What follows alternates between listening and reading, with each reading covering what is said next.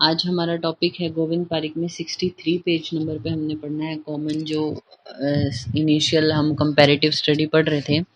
इसमें सबसे पहले है गंडूश और कवल में। तो गंडूश असंचारी है, यानी मुख में आप द्रव्य को इतना भर लेते हो कि जो द्रव्य है उसको हिलाया ढुलाया नहीं जा सकता। कवल में संचार होता है। फिर उसके बाद ऋतुओं का बताया, शिशिर, वसंत, ग्रीष्म, वर्षा, शरद और हेमंत। मॉडर्न के अकॉर्डिंग जो है हम जैसे जनवरी, फरवरी, मार्च, अप्रैल किसमें क्या आएगा, और चरक के अनुसार जैसे माघ, फागुन, चैत्र, वैशाख, ज्येष्ठ, आषाढ़, श्रावण, भाद्रपद, अश्विन, कार्तिक, मार्गशीर्ष। मार्गशीर्ष मतलब अगहन भी बोलते हैं, और पोष। फिर सुश्रुत के अकॉर्डिंग उन्होंने नाम क्या बोले, तप, तपस्य है। तो हमने आपको बताया था, या इंपॉर्टेंट है याद रखना, शिशिर ऋतु किससे बनती है, तप तपस्य मास से। वसंत में क्या, मधु माधव। ग्रीष्म में सूचि, शुक्र। वर्षा नभ नभस्य, और शरद है ईश ऊर्ज, और हेमंत में सह सहस्य। फिर शारंगधर के अनुसार जो है वो राशियों का वर्णन यहाँ पे किया गया कि कैसे ये है। आप एक बार पेज के टॉप पर लिखिए, पेज के टॉप पर लिखिए आप, यहाँ पे लिखना वसंत, ग्रीष्म, प्रावृट, वर्षा, शरद, हेमंत। एक के नीचे एक लिखना है। वसंत के नीचे लिखिए ग्रीष्म, ग्रीष्म के नीचे प्रावृट, फिर वर्षा, फिर शरद और हेमंत। वसंत के आगे लिखिए कुमी, कुमी आपने लिखा, कुंभ और मीन, ठीक है।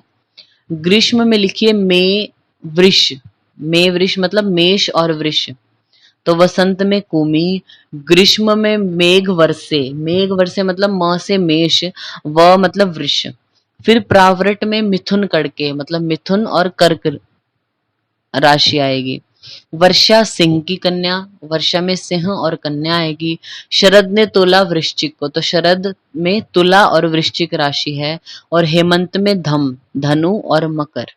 इस सीरीज में आपने इसको याद रखना है, ठीक है। शारंगधर के अकॉर्डिंग, ये ऋतुओं के अकॉर्डिंग कौन सी राशियां हैं वो बताया। फिर ऋतु संधि का यहाँ पे वर्णन बताया है, वाग्भट ने किया, 14 डेज की होती है, हाईलाइट किया। यम दृष्टा का वर्णन शारंगधर ने किया, और उसकी अवधि यानी टोटल कितने 16 डेज की होती है, जिसमें ये भी आपको याद हो कि कार्तिक के जो अंतिम 8 दिन है और मार्गशीर्ष के जो पहले 8 दिन है उनको काउंट किया उन्होंने। फिर भल्लातक अस्थि को कटु स्कंद में वर्णित किया गया, और भल्लातक को कषाय स्कंद में। फिर चरक के अकॉर्डिंग जो गण है उनका सुश्रुत के अकॉर्डिंग किस वर्ग से आप सामान्य कर सकते हैं, तो जीवनीय में हाईलाइट करना काकोल्य आदि गण। जो चरक का जीवनीय गण है वो नॉर्मली किसके इक्वल है, सुश्रुत के जो वर्गन में काकोल्य आदि से। वृहणीय जो गण है चरक का वो विदारी गंधादि से, ये हाईलाइट किया आपने। उसके बाद दीपनीय, बल्य, हृदय, अर्शोन, कृमिघ्न, कासहर में देखना विदारी गंधादि। कासहर को भी क्या किया है, विदारी गंधादि गण से कोरिलेट किया है। फिर श्वास, सोथ, स्तन्य, ये सब नहीं पूछा जाता है कि किसका किसके साथ। शुक्र शोधन में देखिए आप, शुक्र शोधन के आगे वल्ली पंचमूल और कंटक पंचमूल है, इसको अंडरलाइन करना है। शुक्र शोधन जो महाकषाय है सुश्रुत ने वैसा ही, जो शुक्र का शोधन करने वाला है वो वल्ली और कंटक पंचमूल। दशमूल और त्रिफला गण का प्रथमतः वर्णन सुश्रुत ने किया, हाईलाइट कीजिए आप। आचार्य चरक ने दशमूल का वर्णन कहीं नहीं किया है ऐसे, ठीक है, बताए हैं हालांकि, लेकिन उनको नाम ऐसे दशमूल पहली बार जो वो सुश्रुत नहीं दिया। तो दशमूल और त्रिफला का प्रथमतः वर्णन सुश्रुत ने। फिर त्रिजात, चतुर्जात, मध्य और जीवन पंचमूल का प्रथमतः वर्णन जो है वो वाग्भट ने किया, हाईलाइट किया आपने। त्रिजात, चतुर्जात या मध्यम या जीवन या पंचमूल ये सुश्रुत ने भी वर्णित नहीं की, सबसे पहले वाग्भट ने इसको बताया है। नेक्स्ट आता है 64 पेज नंबर पे क्षीर त्रय। चरक के अकॉर्डिंग देखिए पहले आप, उन्होंने 6 शोधनार्थक वृक्ष बताए हैं आचार्य चरक ने फर्स्ट चैप्टर में ही।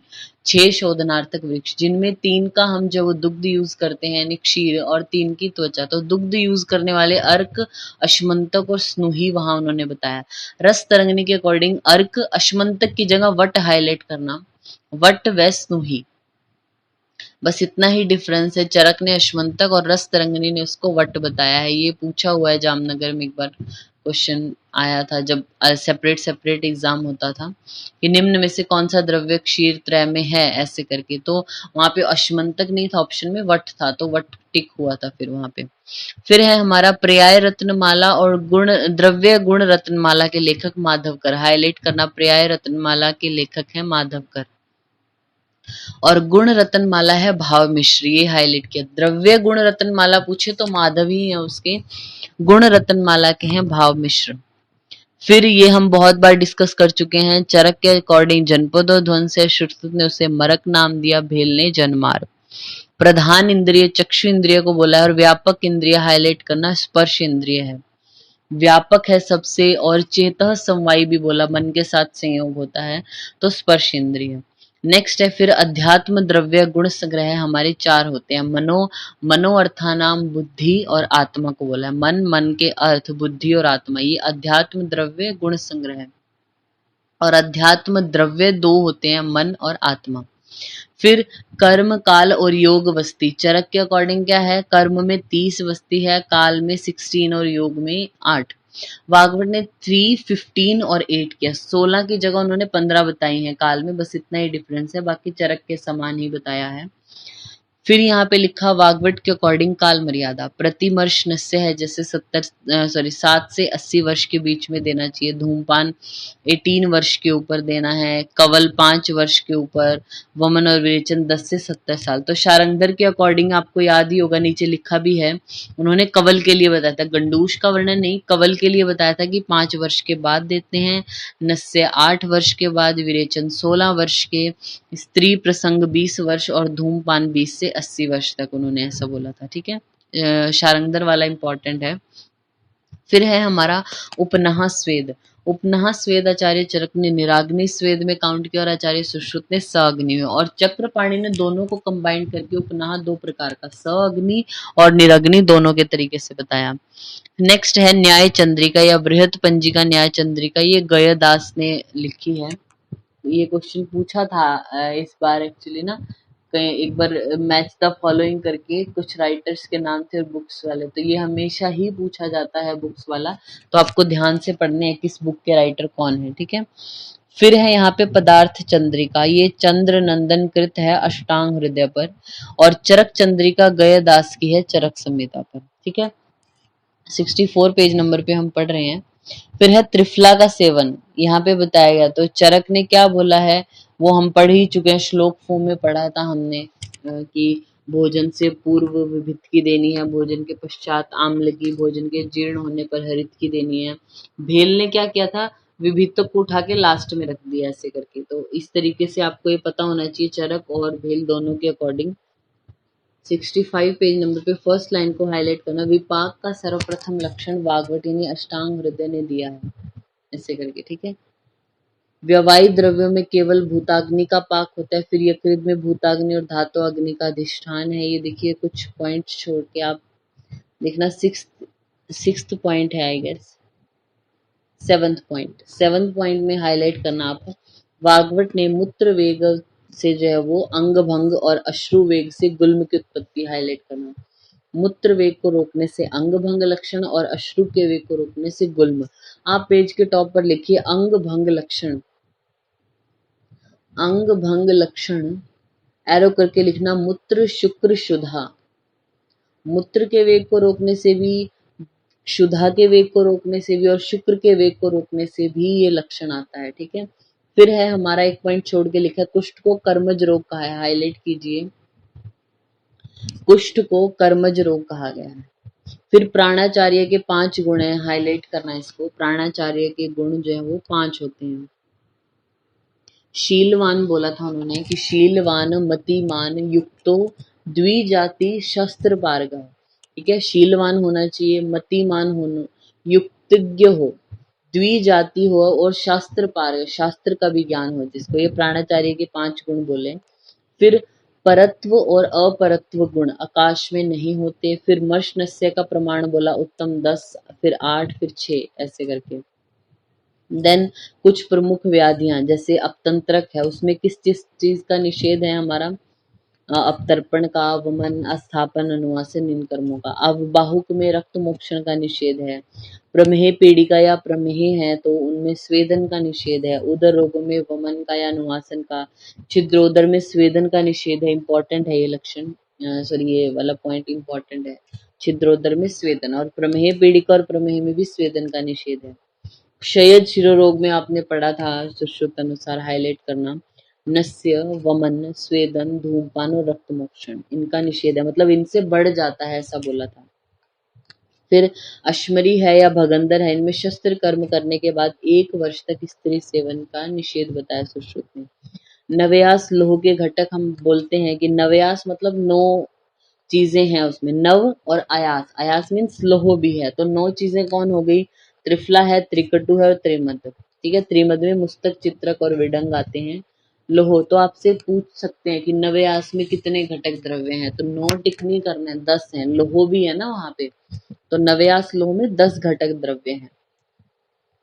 फिर नेक्स्ट यहाँ पे बोला विशेष परिस्थितियों के अनुसार स्वेदन करके लिखा है, जो कफ नाशनार्थ, ताप या ऊष्म स्वेदन, वात नाशनार्थ हाईलाइट करना, उपनाह स्वेद, वात के नाश के लिए उपनाह स्वेद विशेषतः हितकर होता है।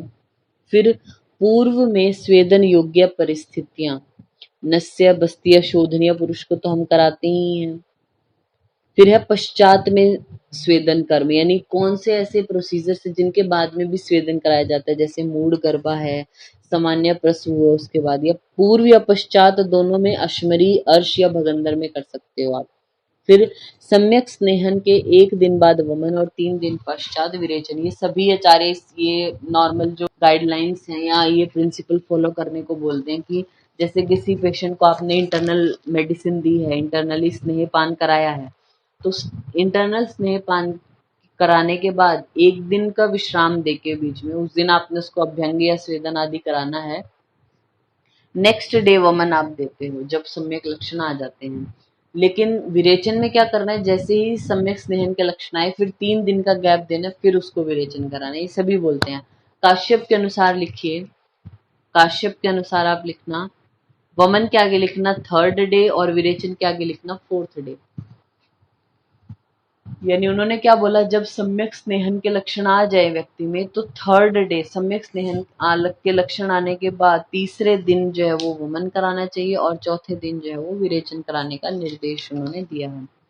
नेक्स्ट है हमारा 66 पेज नंबर पे, वमन के 15 दिन पश्चात विरेचन हाईलाइट करना, वमन के 15 दिन पश्चात विरेचन और विरेचन के 7 दिन पश्चात अनुवासन देने का विधान कहा गया है। और वमन के 16 दिन पश्चात निरुह और निरुह के तत्काल पश्चात अनुवासन दिया जाना चाहिए। ऐसे ये अलग अलग प्रिंसिपल फॉलो करने को बोला, तो फर्स्ट जो पॉइंट है आपने सिर्फ उसको हाईलाइट किया। वैसे भी आप किसी पेशेंट को वमन कराते हो तो 15 दिन का तो गैप आ ही जाएगा ना, अगर विरेचन के भी योग्य है वो, जैसे कि आपने वमन कराया उसको, उसके बाद संसर्जन क्रम फॉलो कराओगे, फिर से उसको स्नेहन स्वेदन करा के विरेचन के लिए रेडी करते हो, तो जब 7 दिन का आप संसर्जन क्रम करा रहे हो, फिर उसके बाद उसको 7 दिन के लिए ऐसे स्नेहपान भी तो कराएंगे ना, स्नेहन कराएंगे, तो उसमें भी 7 दिन की मैक्सिमम ड्यूरेशन है, तो 15 दिन का गैप वैसे ही हो जाएगा। फिर उसके बाद है हमारा अनुवासन बस्ती हेतु श्रेष्ठ काल है प्रदोष, अस्थापन के लिए श्रेष्ठ काल मध्याह्न और वमन और विरेचन के लिए पूर्वाह्न होता है, ठीक है। फिर बस्ती का प्रत्यागमन काल हाईलाइट करना, स्थापन का है 1 मुहूर्त हाईलाइट करना, क्योंकि हम बुक में जो पढ़ते हैं वो वर्ड क्या है 1 मुहूर्त वाला, वो आपने हाईलाइट किया। स्थापन बस्ती का प्रत्यागमन काल 1 मुहूर्त है।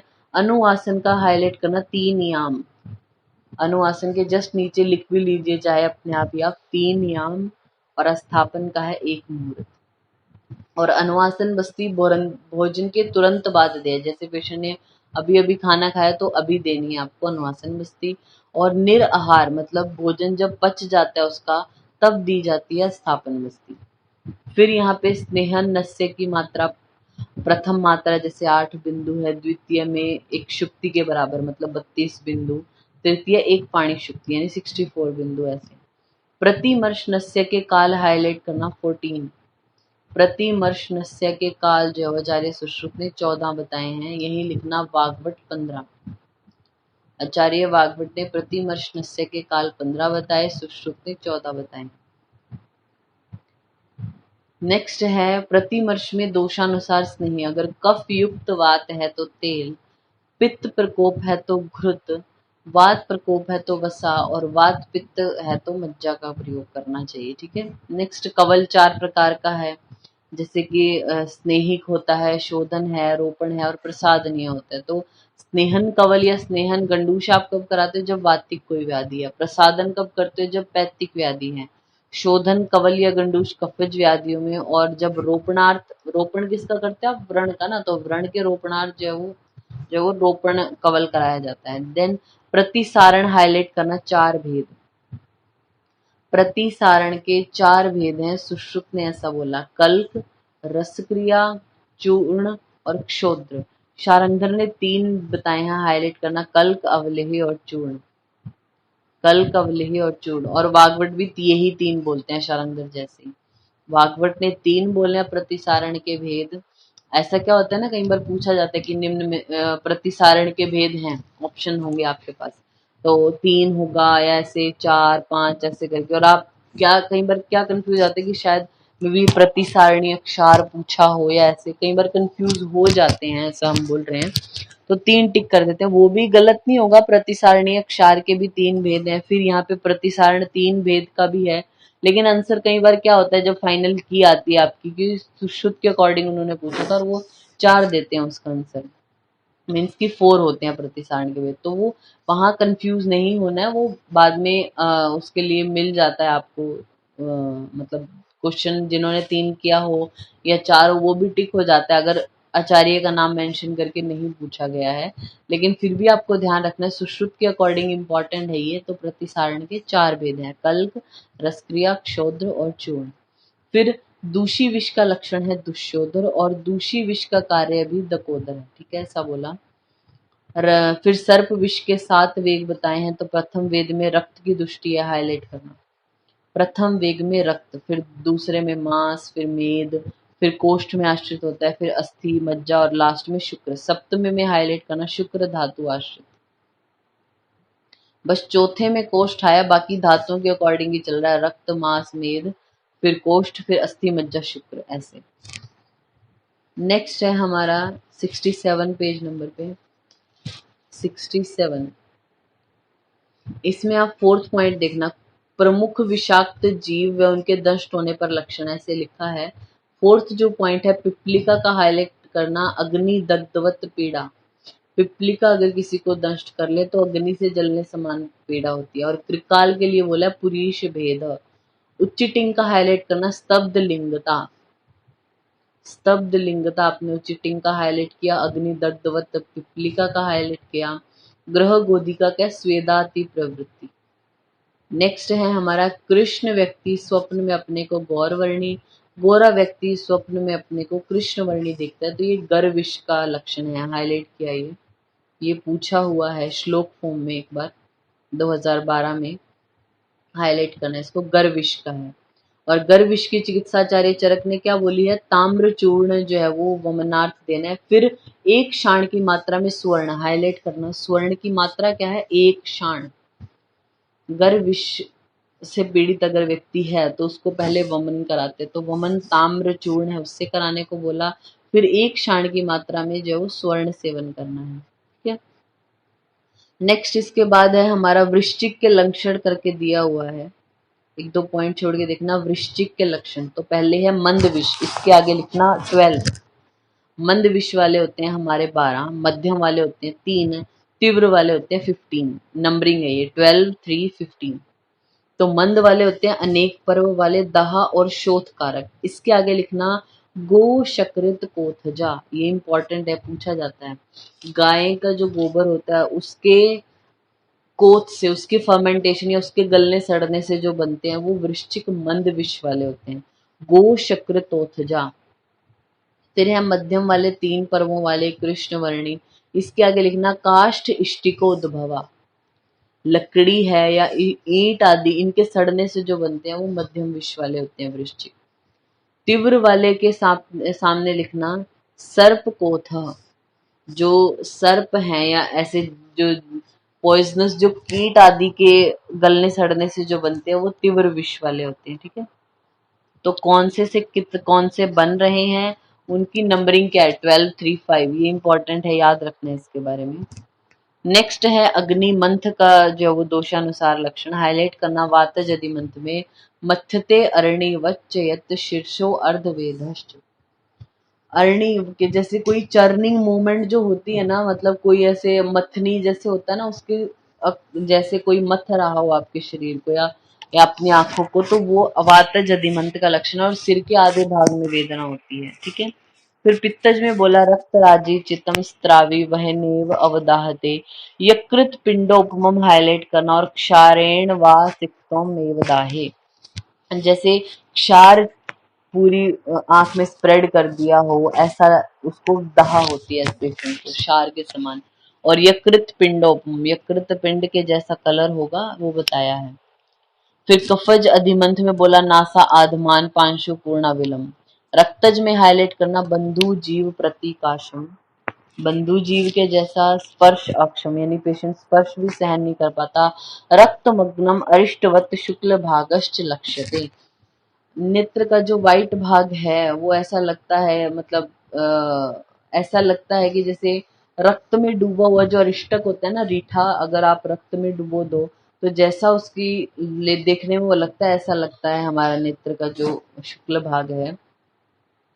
और ये हाईलाइट करना वाग्भट के अकॉर्डिंग कफज अधिमंत का लक्षण बहुत इंपॉर्टेंट है। नतम कृष्णतम उन्नतम कृष्ण मंडलम, नतम कृष्णम, जो कृष्ण मंडल है, ब्लैक पार्ट है जो आंख का, वो नत यानी दबा हुआ, और उन्नतम शुक्ल मंडलम, जो व्हाइट पार्ट है वो उन्नत दिखाई देता है। ये कफज अधिमंत का लक्षण है वाग्भट के अनुसार। हाईलाइट किया आपने, ये पूछा जाता है वाग्भट वाला बहुत बार। नेक्स्ट है हमारा केवल लेखन के योग्य है हमारी श्याव वर्तम और वर्तम करदम। छेदन पूर्वक लेखन, यानी लेखन से पहले छेदन थोड़ा करते हैं, उत्संगिनी कुंभिका और वर्तम शर्करा में। पित्त विदग्ध दृष्टि में त्रिफला घृत, श्लेष्म विदग्ध दृष्टि में जो वो त्रिवृत घृत किया जाता है। नेक्स्ट है 68 पेज नंबर पे दोषानुसार प्रतिशाय के लक्षण। आप सबसे पहले तो पेज के टॉप पर लिखना चरक 4, प्रतिशाय के भेद आचार्य चरक ने बताए हैं 4, सुश्रुत ने लिखना 5, सुश्रुत ने 5 बताए हैं। फिर लिखना रस रतन समुच्चय, रस रतन समुच्चय 6, रस रतन समुच्चय ने 6 बताए हैं। और इस 6 की ब्रैकेट में लिखना 5+1, 5+1 मल संचय जन्य, ये इंपॉर्टेंट है। रस रतन समुच्चय के अकॉर्डिंग उन्होंने प्रतिशाय 6 प्रकार का बताया, 5 तो सुश्रुत जैसे ही हैं और एक बताया मल संचय जन्य। 5 कौन कौन से हैं वो यहाँ पे लिखा, वातज पित्तज कफज सन्निपातज और रक्तज। हालांकि वर्णन आचार्य सुश्रुत ने दुष्ट प्रतिशाय का भी किया है, लेकिन उन्होंने मेन जो वो ये है कि अगर इन कंडीशन को आप ट्रीट नहीं करते फिर वो दुष्ट प्रतिशाय में कन्वर्ट हो जाता है, ऐसे करके बोला। लेकिन प्रतिशाय 5 वातज पित्तज कफज सन्निपातज और रक्तज ही बोला। तो वातज प्रतिशय में बोला तनु श्राव प्रवर्तनी गल तालु ओष्ठ शोषण। पैतिक में भी ऐसा ही स धूम सहसा वहनी वमती च मानवम। कफज में शून अक्षो गल तालु ओष्ठ कंडु। सन्निपातिक की लाइन हाईलाइट करना भूत्वा भूत्वा प्रतिशायो यो अकस्मात विनिवर्तते।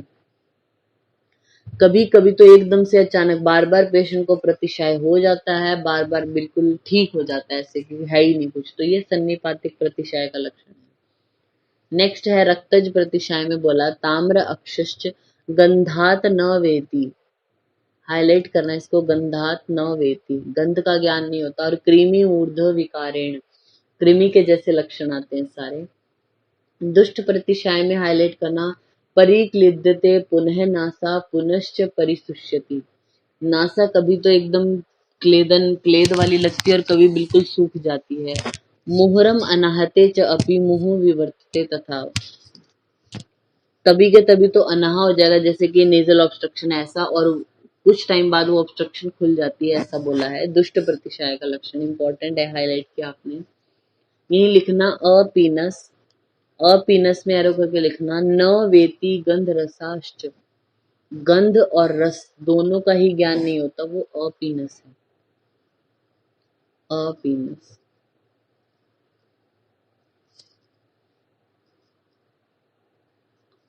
नेक्स्ट हाईलाइट कीजिए, पंचसार किसको बोलते हैं? दुग्ध, शर्करा, पिपली, शहद और घृत।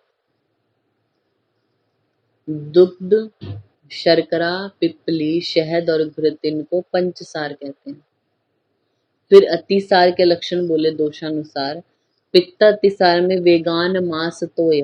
कफज का हाईलाइट करना, ये इंपॉर्टेंट है। वेगः शंकी, मतलब उसको स्टूल पास हो रहा है, लूज स्टूल है जैसा भी, लेकिन स्टूल पास करने के बाद भी उसको ऐसा नहीं लगता है कि उसने स्टूल पास किया है, वेगों की आशंका रहती ही है। तो कफज अतिसार का इंपॉर्टेंट लक्षण है वेगाशंकीय। सृष्ट विटको अपि भूयश्च निस्वन रिष्ट रोमा, आपने हाईलाइट किया। शोकज का इंपॉर्टेंट है सुश्रुत के अकॉर्डिंग। काकणंतिका प्रकाशम सगंधम निर्गंधम वा। काकणंतिका के जैसा होगा, गंध युक्त या बिना गंध वाला होगा शोकज अतिसार में। दुर्निवार्य रोग इंपॉर्टेंट है, हाईलाइट करना, श्वास, कास और विलंबिका। यहाँ पे आप लिखना, कैसे याद रखोगे? विकास, वी मतलब विलंबिका, का मतलब कास और श का मतलब श्वास। तो विलंबिका, काश और श्वास दुर्निवार्य रोग हैं। प्रतिमर्श नस्य के काल 14, भागवत ने 15 बताए। मात्रा 2 बूंद डालते हैं आप प्रतिमर्श नस्य में, 2 बूंद ही टिक करना है अगर आता है तो। रात्रि में नस्य कर्म का निषेध है, हाईलाइट करना, रात्रि में नस्य कर्म का निषेध। फिर नेक्स्ट है हमारा ओज क्षय, मधुमेह में होता है, गृहिणी में, शक्त क्षीण के रोगी में। आप यही एरो करके लिखना, पांडु और राज्यक्षमा। पांडु का पेशेंट है या राज्यक्षमा का पेशेंट है, उनमें भी ओज क्षय होता है। फिर उसके बाद लिखा है एक पॉइंट छोड़ के, विषात्रों में स्वेदन निषेध माना गया, केवल कीट विष और दूषी विष को छोड़कर, हाईलाइट करना है इसको। विष से अगर कोई पीड़ित है उसको स्वेदन आप नहीं कराते हो, शीतल चिकित्सा करते हैं ताकि वो स्तंभित हो जाए, जो विष है वो पूरी बॉडी में ना फैले, वो एक ही जगह पे स्तंभित हो जाए। स्वेदन क्या उष्णता लाएगा, वो पूरी बॉडी में जल्दी फैल जाता है। तो सभी विष में स्वेदन आप नहीं करते, उष्ण चिकित्सा नहीं देते, लेकिन कीट विष को छोड़कर, इंपॉर्टेंट है ये, कीट विष में आप उष्ण चिकित्सा या स्वेदन निषेध नहीं है। लूता विष में वंशत्वगादि अगध, हाईलाइट करना, लूता विष में वंशत्वगादि अगध। उष्ण वीर्य हिम स्पर्श अमल रस को बोला है, हाईलाइट करना। नेक्स्ट है फिर उसके बाद प्लेग की जड़ी, कांडीर को बोलते हैं, हाईलाइट करना, प्लेग की जो मेडिसिन है वो कांडीर। सर्व दोष प्रकोपक ऋतु पता है आपको, वर्षा ऋतु को बोलते हैं। विषम जो चरक और सुश्रुत 5, काश्यप ने 5 भेद। फिर उसके बाद है हमारा 3-4 पॉइंट छोड़ के देखिए, लिखा है आग्नेय आयुर्वेद के लेखक, हाईलाइट करना, आग्नेय आयुर्वेद के लेखक है गंगाधर राय। भागवत ने स्नेह का सर्वश्रेष्ठ अनुपान लाजा को बोला है। फिर एक पॉइंट छोड़ के लिखा है हमारा नाभि कुंडल का वर्णन, हाईलाइट करना, नाभि कुंडल का वर्णन रस रत्न समुच्चय में आया। नाभि कुंडल का वर्णन रस रत्न समुच्चय। सदंशी जात हारिणी जो है वो पारिगर्भिक, सदंशी जात हारिणी पारिगर्भिक। तो ये 68 पेज नंबर तक हमारा हो गया।